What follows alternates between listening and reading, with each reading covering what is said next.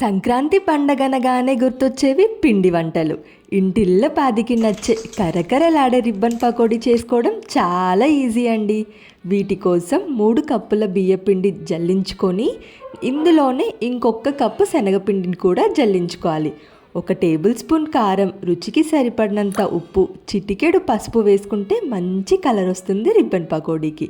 1 table spoon వాము కూడా వేసుకొని పావు కప్పు నూనెని వేడి చేసి వేసుకోవడం వల్ల గుల్లగా వస్తాయి.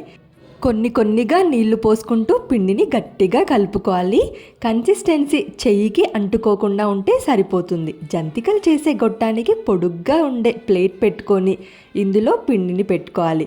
ఆయిల్ వేడైన తర్వాత లో టు మీడియం ఫ్లేమ్లోకి అడ్జస్ట్ చేసుకొని ఈ రిబ్బన్ పకోడీని ఒత్తుకోవాలి. ఇందులోనే ఈ బుడగలు బబుల్స్ వచ్చాయి కదా, ఇవన్నీ పోయే వరకు ఒకవైపు బాగా ఫ్రై అయిన తర్వాత ఫ్లిప్ చేసి మరోవైపు ఫ్రై చేసుకొని మంచి గోల్డెన్ కలర్ వచ్చేంత వరకు ఫ్రై చేసుకుంటే మన క్రిస్పీగా ఉంటే రిబ్బన్ పకోడీ రెడీ. మరి మీరు కూడా ఈ పండగకి ఒకసారి ట్రై చేయండి.